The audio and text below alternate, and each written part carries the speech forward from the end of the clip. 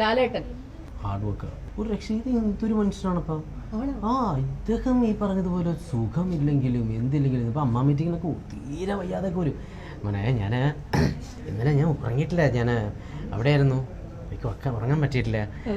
എന്നിട്ട് എനിക്ക് ഇത് കഴിഞ്ഞ് മറ്റേ പാടാൻ വേണ്ടി പോകണം, ഞാൻ ഒരു 10 മിനിറ്റ് കഴിഞ്ഞിട്ട് ഇറങ്ങിക്കോട്ടെ എന്ന് പറഞ്ഞിട്ട് നേരെ പാട്ടും കഴിഞ്ഞ് വേറെ മീറ്റിംഗ് കഴിഞ്ഞ് ഇദ്ദേഹം 4 മണിക്ക് കിടന്നുറങ്ങി 6 മണിക്ക് ഇട്ടിട്ട് ജിമ്മിലും പോയി പിന്നെ ഷൂട്ടിങ്ങിനും പോയി. എൻ്റെ ദൈവമേ എങ്ങനെയാണ് ഒരു രക്ഷയില്ല. അയ്യോ ഹാർഡ് വർക്കർ എന്നൊക്കെ പറഞ്ഞാൽ വേറെ ലെവലാണ്.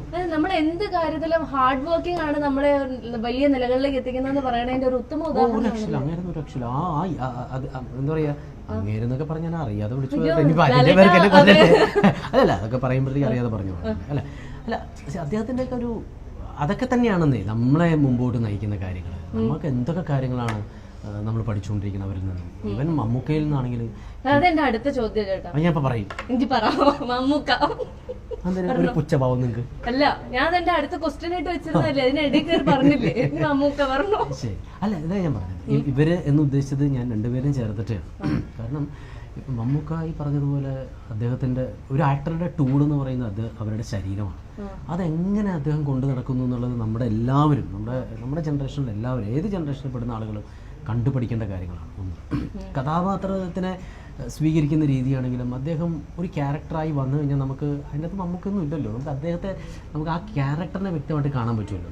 ശബ്ദം കൊണ്ട് മാറാനും എല്ലാ കഴിവും എല്ലാം വേറൊരു റേഞ്ച് ചെയ്യുന്ന ഒരു വ്യക്തിയാണ് മമ്മൂക്ക.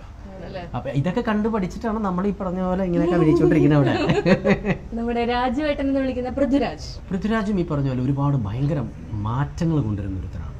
ഇപ്പോൾ ഒരു മസിൽ എന്ന് പറയുന്ന ഒരു സാധന കോൺസെപ്റ്റ് മലയാളത്തിലേക്ക് ആദ്യം കൊണ്ടുവന്ന അവനാണ്. അതിനുശേഷമാണ് നമ്മളൊക്കെ ഈ പണി തുടങ്ങിയത് തന്നെ. അങ്ങനെ ഒരുപാട് നല്ല വലിയ സിനിമകൾ എത്തിക്കുക, അല്ലെങ്കിൽ വലിയ സിനിമകളിലേക്ക് എത്തിക്കുക എന്ന് പറയുന്ന ഭയങ്കര വിഷനുള്ള ഒരാളായിട്ടാണ് എനിക്ക് എപ്പോഴും തോന്നിയിട്ടുള്ളത്. കാവ്യമാധവൻ എൻ്റെ വീട്ടിലൊരു അനിയത്തി കുട്ടി എന്നൊക്കെ പറയുന്ന രീതിയിൽ, ഞാനിപ്പോൾ ഇന്നലെ ഭാമയുടെ കല്യാണത്തിന് പോയപ്പോഴും ഞാൻ അവളെ കണ്ടപ്പോൾ എനിക്ക് ആദ്യം തോന്നുന്നു, അന്ന് ഊട്ടിയിൽ ഷൂട്ടിംഗ് നടക്കുന്ന സമയത്ത് ഇവർക്ക് ഐസ്ക്രീമും കാര്യങ്ങളൊക്കെ വേണം കേട്ടോ. എന്നിട്ട് എൻ്റെ അടുത്ത് പറയും, ചേട്ടാ നീ പോയിട്ട് എനിക്ക് ഐസ്ക്രീം മേടിച്ചിട്ടുണ്ടോ, എന്നിട്ട് മോളെ നിനക്ക് വേണ്ടി മേടിച്ചാന്നുള്ള രീതിയിൽ എൻ്റെ അടുത്ത് വന്നിട്ട് തരണേ.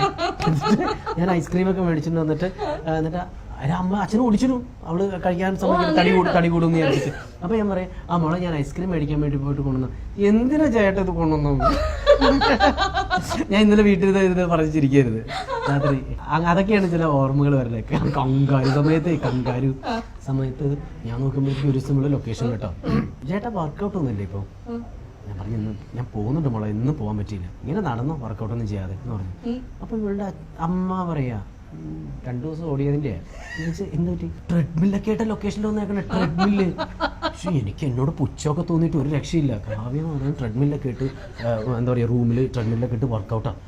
ഞാൻ 2 ദിവസം കഴിഞ്ഞ് ഞാൻ അച്ഛനും ഡിന്നറിന് എന്തോ വിളിച്ചു, എടാ വാടാ നീ കൂട്ടിരുന്ന് കഴിക്കാന്ന് പറഞ്ഞിട്ട് ഞാൻ റൂമിലേക്ക് ചെല്ലുമ്പോണ്ടല്ലോ ഇവളുടെ ഡ്രസ്സൊക്കെ അലക്കിയിട്ടൊക്കെ